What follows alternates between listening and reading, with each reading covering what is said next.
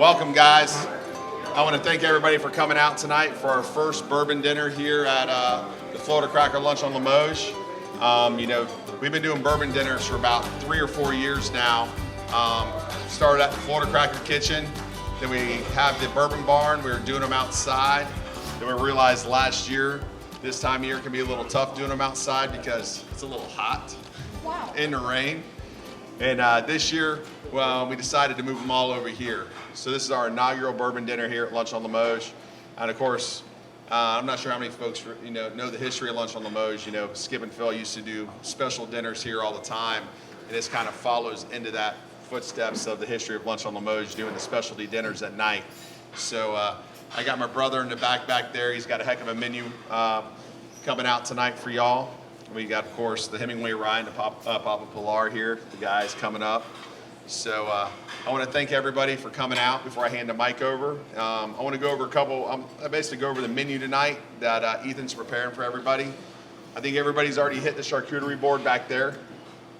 And our first course after the first 2 tastings will be a lobster panzanella salad with spring vegetables.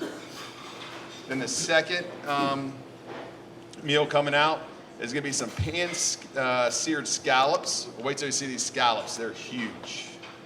With onion puree, a short rib ragu, and crushed English peas.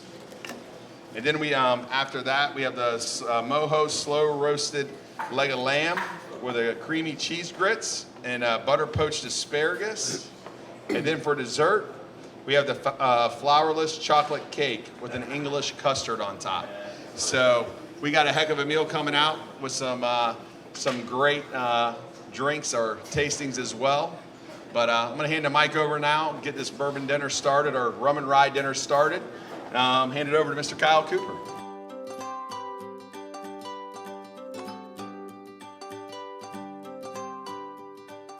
Let's drink some rum. Yeah? Yeah. Cool. All right, so how many of y'all know Pilar, drank Pilar, love Pilar, hate Pilar? Good. I got 2 hands in the air on 1 guy. There we go. All right. Awesome, guys. Well, I'm just going to go into a kind of a brief history of Papa's Pilar, who we are as a brand, who we are as a company, and then obviously what we do. Tonight, we do have 2 special guests in the building. One guy that I've had the pleasure of working with for the past 4 years. Kind of consider him to be a mentor, but also is literally the man behind the brand, Mr. Ron Call, who is our master distiller and blender. Sitting immediately to his left would be his son, Clayton Call. He is our official Call family ambassador. He is the one that actually specializes in all the wood finishes that we have and all the different barrels that we do as well. Awesome. So, any of y'all read Hemingway, know Hemingway? Ever watched the documentary from Ken Burns that aired last year on PBS? It was 6 hours long? No? All right. Well, I'll kind of give you a long and short of it. So Hemingway, obviously you guys know him as the great author, but kind of long story thing about him. He loved to fish, he loved to hunt, he loved to drink. I'm sorry? Yeah, all 8 of them. I think those 8 marriages, I believe that he went through. So, first wife he met when he was in the military in World War I. Second wife, his nickname Pauline, which actually is the name of his boat, the Pilar, as you can kind of see behind me here. The boat is actually in Cuba, so if you ever go down to Cuba, you can actually see the real boat. It's in a museum, it's been restored, it's beautiful. And then we actually had the replica go down to the Keys for a couple of days, and we were able to show some awesome content down there as well. So for those of you who are unfamiliar, most rums do not come out that color when you're talking about a light rum, right? Most are Bacardi, most are Captain Morgan's, all of it's normally light, silver in color, clear. All right, so our blonde, as we like to call it as a blonde, is a blend of 7 different rums. So we're distilling down in the Keys, and then we're sourcing from all over the Caribbean. Main reason for for why we're sourcing from all over the Caribbean is a story of Hemingway. Hemingway loved to travel, right? He loved the ports of call, he loved to fish. So we're sourcing from Barbados, Dominican Republic. Anybody who loves fishing knows Panama probably has the best fishing in the world, hands down, right? And then we're also sourcing from Venezuela as well. The reasons why we're sourcing from all of these different ports is because Ron has hand-selected all of these rums. Each rum has a different nuance. So one rum is going to have an amazing aroma to it. You're going to try it, and it's going to be like, wait, where's the flavor? Then you're going to try a different rum, and you'll be like, it has no nose to it whatsoever, but it's going to be a flavor bomb. all right? So we're blending all those different complexities together, and then we're putting it through a Solera system, all right? So we like to say Solera blending and not Solera aging. Aging implies it's been in the barrel for at least, we would like to say, a minimum of a year, all right? This is literally only going through our bourbon barrel and a Spanish Oloroso sherry cask at maximum a month. That's it. So it goes directly from one cask directly into another. That's what a Solera system means. It means you're starting in one barrel and you're trickling down to the next one, all right? So with that, let's nose it, taste it. For those of you who are unfamiliar with tasting any spirit neat, I highly recommend when you smell, to smell with your mouth open, because you not only smell, but you taste with your mouth at the same time. Then when you go to taste, please, when you do not shoot it like a shot. Taste it, swish it around your mouth, try to get a full feel. You want it to touch all sides of your tongue, the roof of your mouth, the bottom of your mouth, the back of your throat, all of it. Then, once you've done that, sit on it, kind of let it feel for a moment, and then take another sip. All right?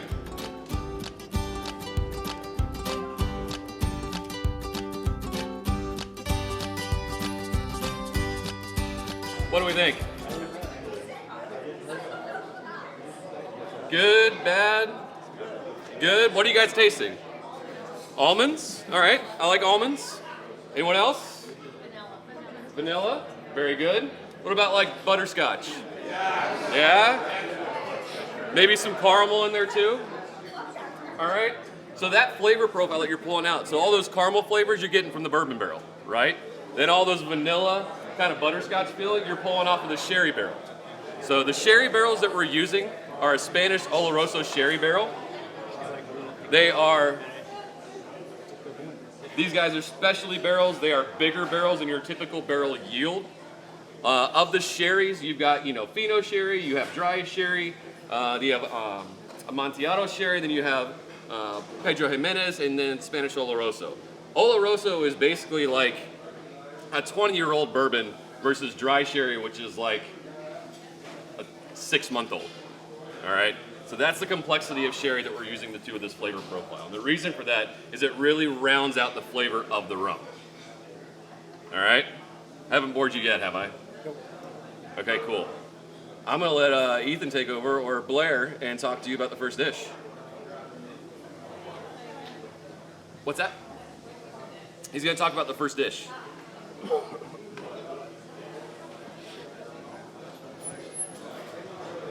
All right, guys. Before we get going on the first dish, I forgot to do it a little earlier. Do y'all mind if we bow our heads real quick and bless this meal? Dear Heavenly Father, thank you for this food. Thank you for the hands that prepared it. Give us strength and nourishment in your body, and let us enjoy these spirits tonight. In your name, amen. So the first dish, I saw them when I got in about 12:31 today. They had the lobster out, and they're back there cutting it up, taking it out of the shell and searing it off. It's a lobster panzanella salad with spring vegetables. I'm not even gonna try to explain it to you. We're just gonna bring it out and we're gonna let you try it. So guys, y'all enjoy this. This is a dish Ethan, I think, brought back with him from Nantucket when he was up there cooking. And he hadn't brought it out too many times since he's been back, but tonight he brought it back. So y'all enjoy.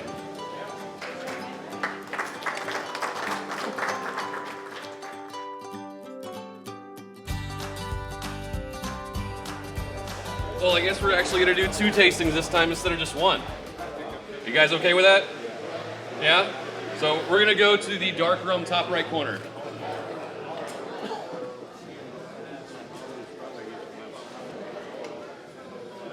For those of you who are familiar with Pilar, this was our kind of entry into the rum world. This is what got us on the planet. This was our kind of footprint that got us started as a company. When we got going back in 2013, when we first put products on the shelves, this is what made us who we are today, and what actually kind of really got me to get the job that I have, being able to teach all of you guys about rum, being able to make cocktails and influence everything, and really what made more people kind of say, well, I guess there's more out there than Captain Morgan. Because I drank way too much Captain Morgan in college. So our dark rum in front of you now is a blend of 9 different rums. All right, so it's got our Key West distillate that we're doing down in the Keys. We're shipping that up actually to Lakeland, where Ron works. That is where we're blending, barreling, and bottling. All right, so we're blending 9 different rums together, still sourcing from the same ports of call we had from before. These just have much older statements in the rum. Oldest rum in here is a 24-year-old Panamanian. Youngest rum is our 6-month-old from Key West. All right. So when I mentioned before about Solera process that we have on the blonde, so it goes from a bourbon barrel into a Spanish Oloroso sherry cask. This is a completely separate system. Still starts off in a bourbon barrel, but we slip a ruby port cask in between the Spanish Oloroso sherry cask. All right. So when you taste this, you're going to be tasting a lot of bourbon notes, right? But you're going to get some like dried fig, maybe some currant flavors in the well, maybe coffee, chocolate. But enough of me talking. Why don't you guys try it and tell me what you think? What do we think? Good? Vanilla? Yeah? Same? Coffee? Yep. Now you guys kind of see why we say we're a bourbon drinker's rum. For those of you who are bourbon guys, this is right up your alley, right? Right up your alley. Believe it or not, it makes an amazing old fashioned, even though we're having ones from different kind tonight. If you like Manhattans, it's the same way. Almond flavors on this mix really well. Also lemon, believe it or not. Anybody think it's like really hot? Overproof? A little warm? Would you guys believe it's 86 proof? Would you believe that the rum you tasted before this was actually 88 proof? And higher? Right? So we're overproofed on purpose. All right? The reason why we do that is we don't make sure that you're actually enjoying the rum. If we put it into a cocktail, we want you to taste the flavors of the rum, not all the mixtures that you're going to have it diluted. Right? We are a true sipping rum that we like to say you can enjoy all of our expressions over a cube or have it neat in a glass. Cool little secret if you guys want to actually do something different. For those of you who do have king molds at your house, like big square molds or big spheres, freeze some coconut water in there and pour the rum over on top and let it melt and sit. It's delicious.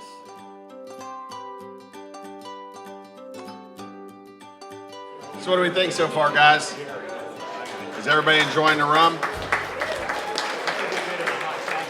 The question is, did y'all ever realize the complexity of rum? Everybody knows the complexity of bourbon and whiskey and your rye bourbons, but a lot of people don't understand the complexity of rum as a whole. And tonight's a great introduction to that. And once you taste rum and you get real rum in you, you actually will start drinking it like bourbon. A lot of times I'll just drink a 2-ounce pour of rum on a big ice ball and enjoy it. So, guys, we have the second course coming out right now. Ethan, we got these some pan-seared scallops with an onion puree, short rib ragu, topped with some crushed English peas. So, I want to give a little history on my brother real quick. A lot of people don't know. A lot of people know from Florida Cracker. They know him from Ali Kyla's. But where his culinary experience comes from.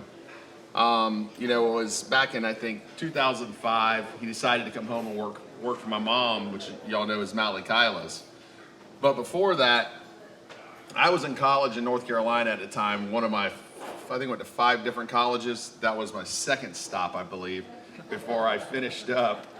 But I was working up in Highlands, North Carolina, at a real nice restaurant called Wild Time. And of course, Ethan was about to graduate high school, and I was talking to the owners, and Ethan came up and worked up there for a summer, and they brought him up pretty much full time. So he worked a couple seasons, and they got him into the New England Culinary Institute in Burlington, Vermont.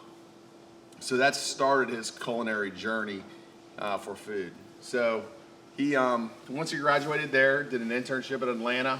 Ethan, what was the name of the restaurant in Atlanta you worked at? He worked at the City Grill in Atlanta. And then from there, he did an internship in Nantucket. How many of y'all have been to Nantucket? Well, Nantucket's a special place for food too. He worked at a place called American Seasons. Y'all remember American Seasons up there? Well, it's a pretty fine, it's a high fine dining, but very exclusive to get in. So for I think 3 years, he was the sous chef up there at American Seasons. And of course up there, if y'all knew what rent cost in Nantucket during the season, I think he just worked to pay rent, but he got some great experience. But during those 3 years, he went to the James Beard House twice as a sous chef and cooked at the James Beard House underneath the chefs at American Seasons. And there's chefs that'll go their whole life and not even sniff the James Beard House. He's been there twice already. So he was there, and then our grandfather got sick. He came back home to work for my mom and spend the last couple years with our grandfather because we knew that it was a ticking time bomb. He was not going to be around long. So he was working there, and I don't know if y'all remember, I was slinging hot dogs down at Coney Island, making foot long wieners and loose meat burgers, and you know, I had this crazy idea with an upside down boot to make a little brand out of it, and old Farmer John's came up for sale, and Ethan was up there and said, "Hey, do you want to go take this over and start a restaurant called the Florida Cracker Kitchen?" And that's kind of how it started back in '06. And of course, it's hard to believe this year's been 10 years since we started that as a whole. But a lot of people just don't know Ethan's culinary background. Who remembers we did dinner for about a year at the Florida Cracker? Who remembers that? Your favorite? It was good stuff. Well, we did it for about a year, and then we started expanding, and we shut the dinner down there because we used to do dinner 2 nights a week. And it was a pretty high-end dinner that we were doing at the time. But I just want to give Ethan a little praise, you know, because now he doesn't get to show off this culinary side of him very often. And, you know, he really enjoys doing this, and we appreciate y'all coming out and y'all enjoying it as well. So y'all enjoy.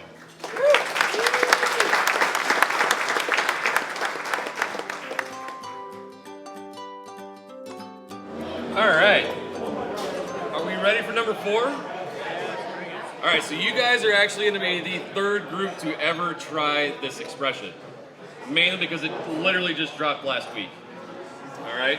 So it's going to be the bottom left-hand corner of your tasting mat. This is our new rye finished rums. Oh, right. Sorry, my fault. Bottom right. Bottom right. Sorry, guys. My bad. I have been fishing and drinking all day. Please bear with me. Kidding. Bottom right. The other right. Left. Yep. Right. So we just tried the dark rum, right? So this is our dark rum that we have finished in ex-rye whiskey barrels. Reason particularly why we chose rye is, as I mentioned earlier, we did the Legacy 2021 finish that was done in rye whiskey barrels and Amontillado sherry casks. Honestly, like I said, one of my favorite finishes that we've ever done, but the rye whiskey really pulls out the sweetness and the spice that we have that's going on with the rum. All right? So this particular finish is finished in the ex-rye whiskey barrels of the Hemingway Rye whiskey that we're going to be trying later on this evening. Those barrels are out of Owensboro, Beaver Dam to be specific, the old Green River facility. Those are our particular rye whiskey barrels that he's going to be finished in. All right, this one's really awesome. I'm really, really happy with the way this turned out. Ron's been working on this one for a hot minute. Go ahead and try it, guys.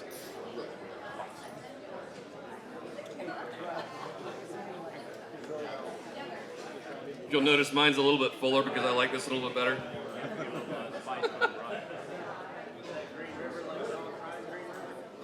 Say again? Is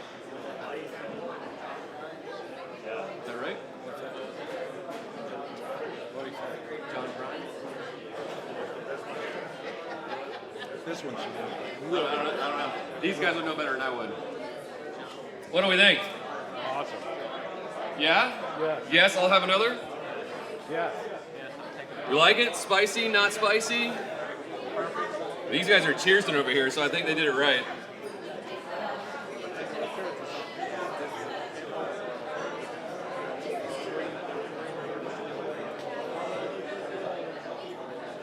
Too spicy for some?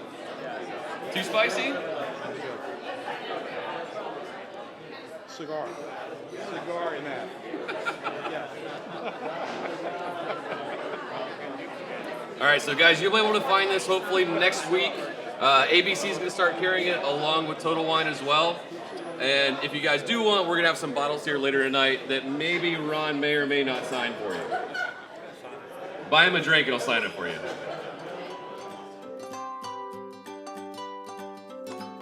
All right, guys. What y'all think of that last rum that we tasted? Everything good? Good. So I'll give you a little history on this dish that's coming out next for y'all. So it's a mojo slow roasted leg of lamb. So basically, Ethan took the lamb shanks, a boneless lamb shank, braised it off a mojo, then cooked it for about 8 or 9 hours until it's falling apart. Then he took all the drippings from the mojo and reduced it down to create the drizzle that's going to be on top. Then that's going to be on a bed of cheese grits and served with butter poached asparagus. So it's if you don't like lamb, you're going to like lamb after tonight, I promise you. So they're getting it plated up. It'll be out in just 1 second. And then we're going to have the sherry. This is actually one of my favorite rums coming up after this. The sherry cask finished rum. You're going to like that one next. All right, guys, y'all enjoy. All right. Are we ready for the last one, guys? Well, technically it's second to last, but it is the last one of the rum that we're going to be trying tonight. I hope you guys have enjoyed everything so far. I know the food's been off the charts. Ethan, amazing job as always.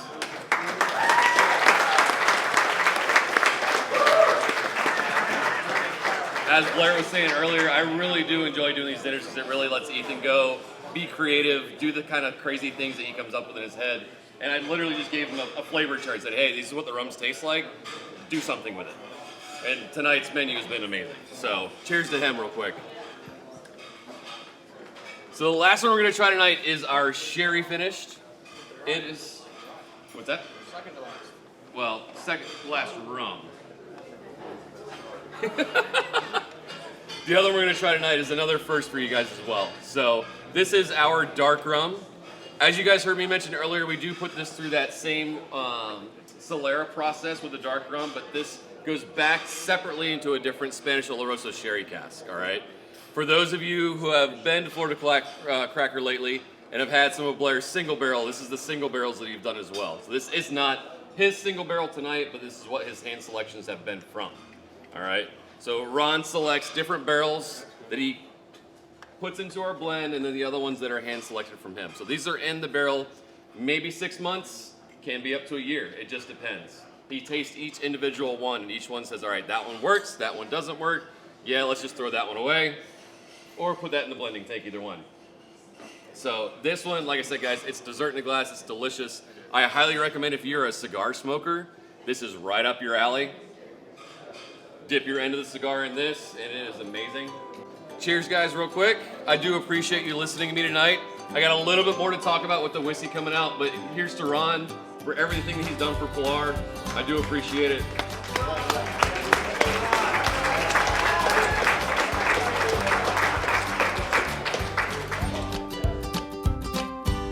What y'all think of the sherry cask, guys? And I'm not sure if we have it here. I mean, we have the sherry cask. But then in, I think, Brooksville, we still have, we've done 2 barrel picks of that sherry cask. And I know we have some bottles still left over in Brooksville in our store there. So if y'all are over there, you can pick up our actual, it says Florida Cracker on it, has our logo, barrel pick of the sherry cask rum there. So, all right, guys, we're on to the dessert tonight. If y'all been to lunch on Limoges before, you might have had this, but this is we're serving tonight our flourless chocolate cake with an English custard. It's one of the traditions here that's been here for as long as I can remember. So they're getting that all plated up. They'll have it out in a second. And then as soon as we're done, we'll get on to the Hemingway Rye whiskey next after that. All right, guys, y'all enjoy. Hey guys, real quick, as he's passing these samples out, please take your tasting mats and flip them over. That'll give you a little more insight on the whiskey. And Chase is gonna pass out your samples here in a second, okay? So, as I had you guys flip your sheets over, tonight we're gonna premiere for you guys our new Hemingway Rye whiskey. This has been a project that Ron and Clayton and his other son Jacob have been working on for a hot minute. Believe it or not, this actually ranked the #4 rye whiskey in the world, according to Fred Minnick. We did not plan on that happening. We literally gave him a bottle and said, hey, what do you think? And he put it in his top 100 whiskeys in the world. So that's like Irish, Scotch, Canadian, bourbon, rye, single malt, all of it. We made number 26 on that list. This was the #4 rye on that list. All right, so we're really, really happy with the way it turned out. This has been a passion project for Ron, for our owner, Steve Groth. For those of you who don't know, Steve actually started a kind of tiny company called Angel's Envy. Once that project kind of got its wheels and got going, and then Bacardi decided to buy it, we started doing Papa's Pilar, and now we started doing the Hemingway Whiskey Company as well. All right. So the whiskey in front of you tonight, that's a blend of a 9-year from Indiana. We are sourcing from MGP. That 9-year is a 95% rye build. All right, so pretty much full-blown rye. The other part of that is 6% Kentucky rye. That 6% is still the same 95% rye build, but that is from our distillery that we're getting from Kentucky. Our distillery will be finished on August? June. All right, so coming up in 2 months. So it's right outside of Owensboro and Beaver Dam area. So we will have that open to the public later on in this year. That is a 4-year-old from Kentucky. So we're blending both of those together. And the reason why I had you guys try this last is because we're polishing it off in the ex-Spanish Oloroso Sherry rum barrels that you guys just tried. All right? So for those of you who are bourbon drinkers and do not like rye, I guarantee you tonight you will like this whiskey. Because I've had so many people and so many different bourbon guys that have come to me and said, hey, I am not a rye guy by any means, but I absolutely love this whiskey. So for all of you coming out tonight who have listened to me drone on for the past 3 hours, I really do appreciate it. I really do appreciate everything that Blair and the team has done here tonight. Ethan has done obviously an amazing job in the kitchen.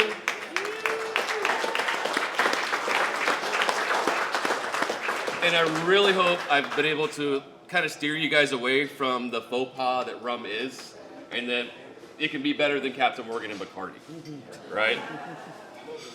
That being said, I got a guy over here that might want to say a couple words. Oh yeah, you. Come on up here. Yeah. I hope you guys enjoyed everything, and there's actually, we can't do it without these guys too. So our business is, it's almost, we can't exist without marketing and sales. So, but it's a lot of work as such to make a consistent product. But we got some advantage over other folks, like the Oloroso sherry barrels. I bring those in just for the sherry finish. I can take those barrels and turn it into a rye finish, so we can control everything. Unfortunately, it's all based on my taste buds. I'm starting to get kind of old. So Clayton there, my son, he's on a training board, I guess. So, and then my other son in Kentucky, we are building a distillery there, and he's had some pretty good training from me and some other folks. But I worked with Jim Beam 16 years with Booker No. I know Parker Beam, Jimmy Russell, all of those guys. And you learn something from every one of those people. So you respect your elders. So you respect them and learn from them. So what I know, I learn from other people. And then you screw up once in a while, but you definitely will remember the screw ups. But you also remember the successes, and one of them sitting over there by me. So anyway, I appreciate you guys. And I told them I never really get to sit down and enjoy something like this, because I'm in the trenches. I'm a dirty sucker by the end of the day. I've been up since midnight, went to work at 6, left work at 5, washed my face, put on a clean shirt, hooked up with them, and now we're here. But again, I really appreciate you guys. I mean, we can't do it without y'all, and sure can't do it without these guys. So. All right. Well, that's all I know. So on that note, guys, cheers. Thank you again. Y'all have a good night. I hope you appreciated everything. And please drink some more whiskey.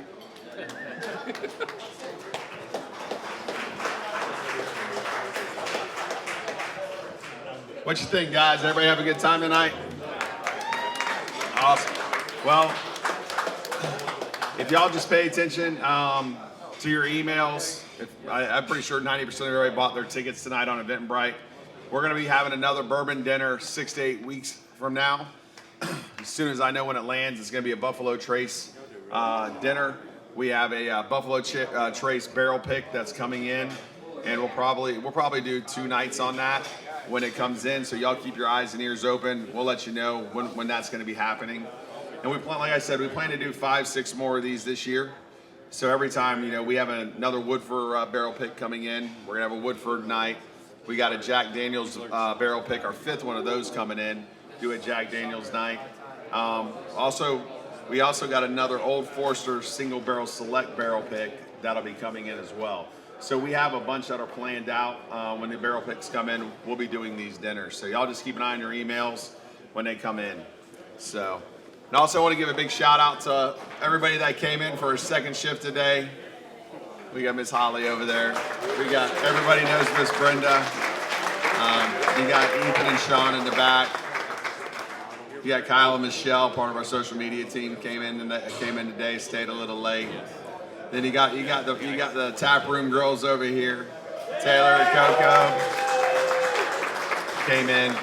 You know, we couldn't have done it without them, and you know, the Florida Cracker's not the Florida Cracker without the girls and the folks that work for us that you know, follow through on what we ask them to do. So thank y'all guys very much.